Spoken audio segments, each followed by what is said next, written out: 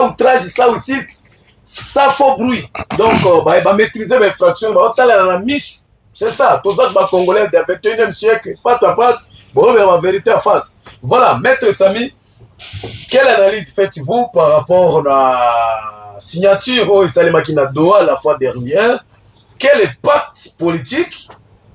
Donc, yo zali ko préconiser, soit yo zali ko tal attaque analyste politique dans la province de l'Ituri. Donc, dans la province de l'Ituri, surtout pour la mboka na biso, est-ce que la démarche diplomatique au zali ko salema yango ça va apporter quelque chose soulagement pour le peuple congolais? De l'autre côté, la démarche diplomatique ezali ko salema, mais sur le terrain, ezali affrontement ezo salema. M23 ezali ko continuer toujours, bazali ko bunda toujours na biso, bazali ko agresser biso.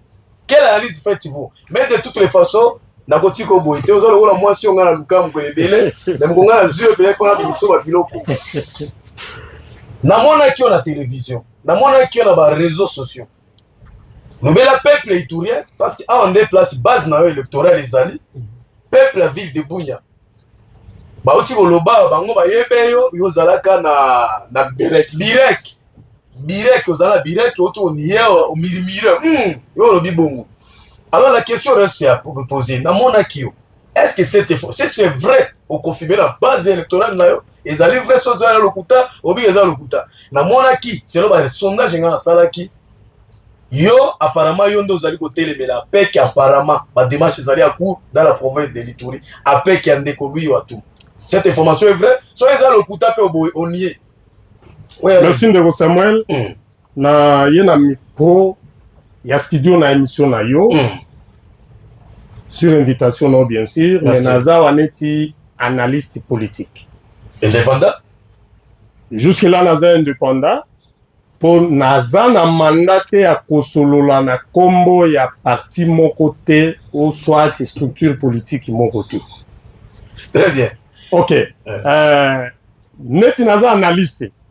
Naye kosola kombo ya mutu te ou bien na fanatiser mutu. Vous avez une union sacrée opposition, pas pour l'équilibre de l'émission. Vous en êtes nazanetre analyste politique. Otika ba spéculation azala on a pas quitté. Azape la Birek au continuer au sobima pe kuna. Pas la partie politique. En fait, on monte question na yo hein. Et ça na ba réponse ebele.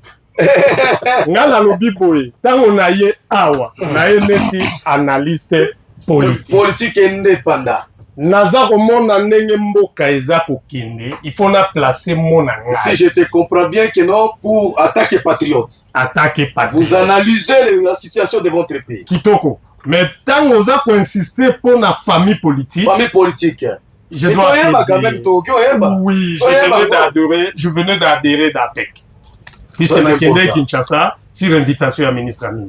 Ça, je ne le cache pas. Il m'a convaincu. Au Sali, au Taxi, au Lingui, il m'a invité, il m'a convaincu dans ses projets. Parce que vous êtes parmi les politiciens en Mboka, il faut quand même tout l'enlever la cabine dans la au Sala Combo. Ok, mais dire que j'engage APEC, que jusque-là, je ne connais pas encore. Là, je me résigne. Vous êtes politique. Oui, mais tous appels à l'Union sacrée. Puisqu'on a accompagné Louis Watumu, qu'on a signé. Charte. Je l'ai accompagné, j'étais à Kinshasa. Alors, tant on a lobby que Naza analyste. Naza neutralité, Naza Ambeli Aminomi Bale. Kati Kotoyo et Kati Kotoyo. Mais ceci na biso mboka. Pour biso to moni mboka eza kokende. Ko kajole biso te na soi-disant accord. Oboyi kozala communiquer robot. Ya kozala ko kumisa mutu n'importe quoi. Ça mo babeti malamu za républicain na militaire. Très bien les. Place babeti malamu. C'est ça un patriote. Babeti mabe biso tokoloba. Soko sali mabe kondima tokobetelo maboko te. Neti gouverneur. Oui. Gouverneur na biso. Gouverneur de la province Johnny. Pour la sécurité ya mboka. Ville ya Bunya. Mangoro Koto. Wa eza place ya malamu. Il y a bien. En tout cas, la seule exemple, il y a Kitoko. Oui. Ville à Bunya, en tout cas, Viewana, Botika. C'est pas qu'on peut développement. Oui, développement, oui. Développement au sein des matières plein sécurité. Zate, il y a un mot sur le makambo balabala. Ceux qui balabala est bon, au moni. Mais l'origine sonanu est la sécurité. Alors, nazongeli teme na biso.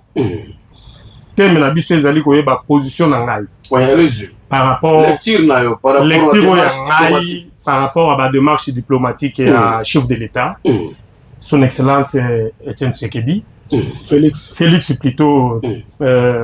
Le Étienne des mémoires des mémoires tout. Bon. Pour nangai démarche diplomatique eza mabete. Mais ngai na kolinga démarche diplomatique na oza pe komi positionner sur terrain. To sentir pe frappe. Ya faire dessin na biso. Et qu'on permettre biso et qu'on permettre Tshisekedi à négocier en position de force. Tant sur le terrain, tu as un drone. Mais tu as récupérer un centimètre. On a un sur M23. Parce que nous, on a un wana. Donc, qui dit matin, on est quoi à l'obaki? Maître Michel. Maître Michel, a qui parle à l'objet, on n'a pas une armée. Je peux. Or, na kati ya constitution, on a une affaire d'essai. C'est notre armée. Mais il y a ceux qui ont lobby que tu as une armée. C'est une contradiction. Oui. Nous avons une armée. Et c'est Yango qui va tout ça, nungu. Il semble que bango batu ya IDPS baza na philosophie na bango moko balandelara. Koniye ki armée ezate yango Tshisekedi azui ba mindele ate simana pour la sécurité. Confiance na bana mboka ezate. Voilà. C'est dans ce cadre-là peut-être qu'on peut sa bango raison. Moi j'aime pas. Nous avons une armée, topé sa bango moyen. Total la armée wana. Et zangi nini topé sa bango de façon que sur terrain to zoa quand même force to ka keba récupérer mbokatel. Ya tango bato azolo ba keba salisa Tshisekedi. Mais bato asi ba selsi régime ebele. Bato bana boni bazo kufa kuna na Nord Kivu. Na kombo ya wazalendo. Sacrifice ya boye na régime nini au monde ngo. Mobutu azo ya boye te. Un vrai patriote. Bami pesi balingi sous sacrifice ya ndenge nini. Alors ceux qui bazo senga dialogue. Mais biso na bino to koli dialogue banda la conférence nationale souveraine. Nani muto senga ngo? C'est Tshisekedi. Oui. Les papas. Le père. Le père. Alors, ce qui problème est qu'on persister. Toujours pour la nini, batuba fanda, basolola. Mais ce qui est aboya, bazalendu, batubaya. Mais ce qui est comme to fanda, to solola, nungu. Boyende bangala baloba. Nazaka na facilité mingi na français hein. Soko moi nazo bundisa na. Batuba fanda. Tout autour là. Donc batuba zo boya dialogue alobi tokoka bola pouvoir. Ah.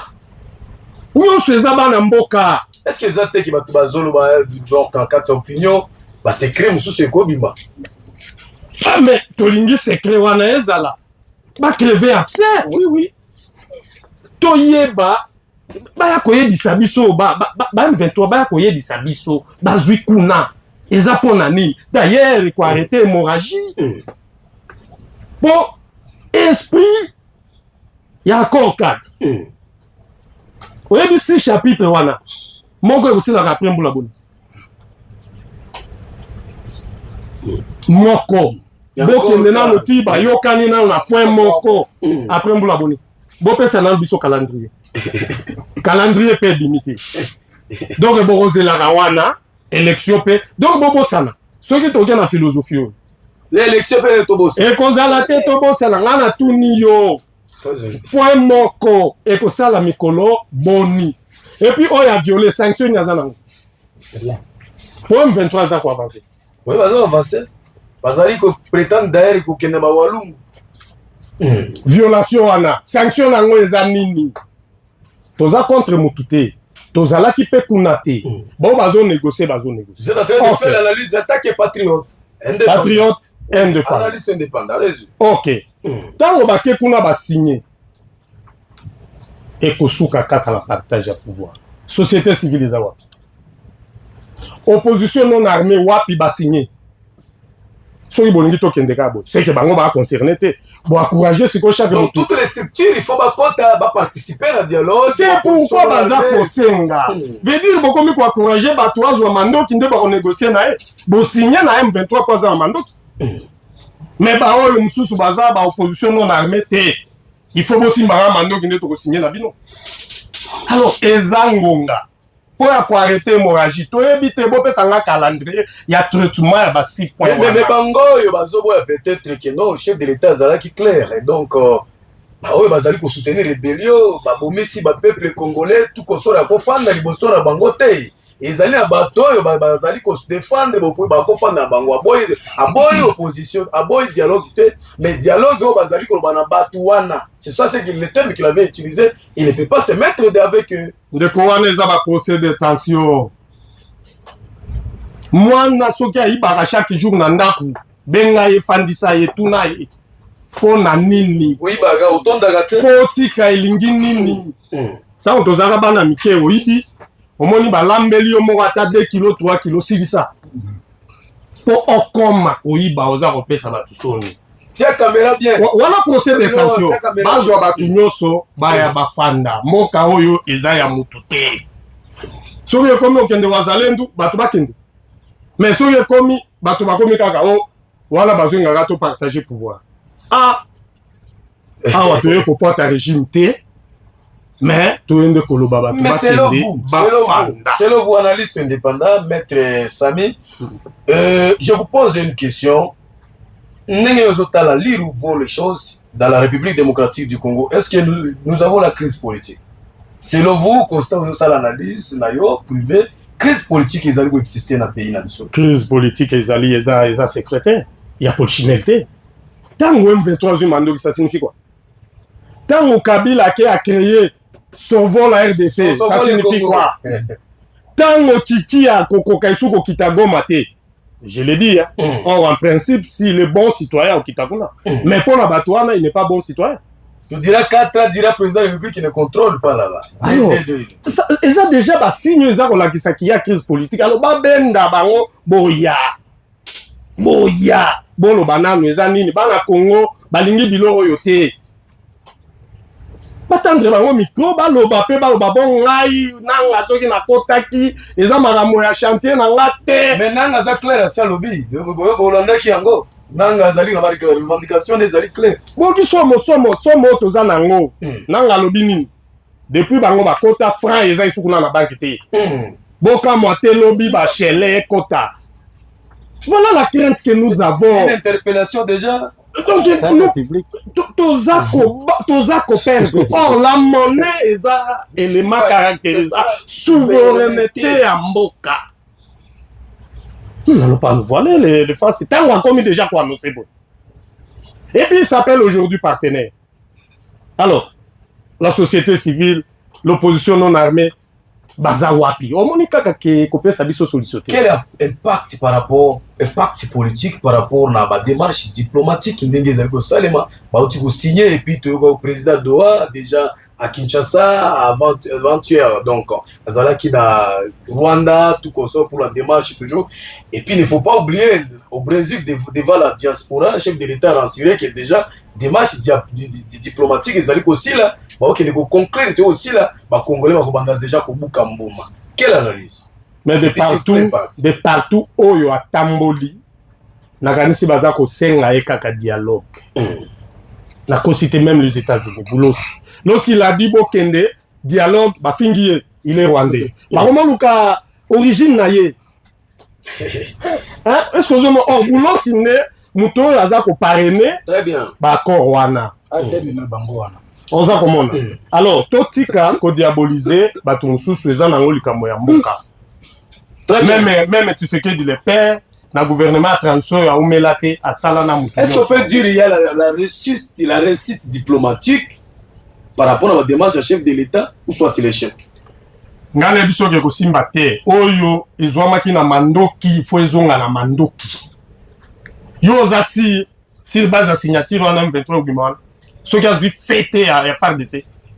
J'ai aimé puisque tous les débat placement dans salon, vous avez une émission.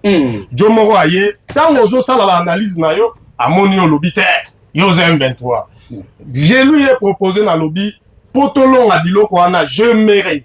Na budget Ezakoya, 10 milliards de dollars, ou soit 9. C'est comme ça que je l'avais dit. C'est une proposition. C'était une proposition, mais projet n'a pas lobby 8 milliards. Déjà, on a coupé ça va voiser somme. 8 milliards, on va compter ça en armée. Mais on va comme une déclaration à guerre. Voilà ce que nous voulons. Armée et Fanda. Ils sont vraiment professionnels. C'est l'unique option. Sous Kawana, tu m'as imposé na moto et puis tu négocié. Mais en attendant, les Kamoya, Banamboka, Tofanda, Banungu, Wana, Tosi, les épitaux, Botolana, M23. Oui, ce dialogue est bandit. M23 contrôlé Soukounate, à cause de Gisana Mango. Merci, Nego Samuel. Merci beaucoup. Une analyse parfaite, messieurs et dames, mais de toutes les façons. Parce que la monnaie a tendance à regretter,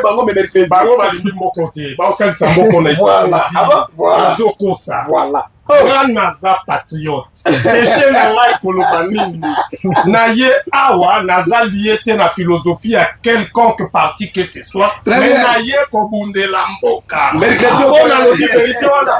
Quand yo zobo ya armée kezate, mais on a reconnaître que Zaliba pe sabango moyen.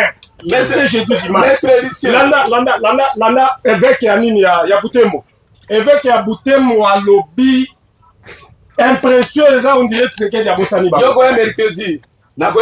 Confirmé population, mercredi 8h30. Nazo ya na pesi bino nyo sombote. Nga za couper na kati koto na kati koto. Non, c'est mercredi. Même mukolo na oya la pombo nyo. Non, c'est mercredi ya kana matière, ça 12h. Voilà.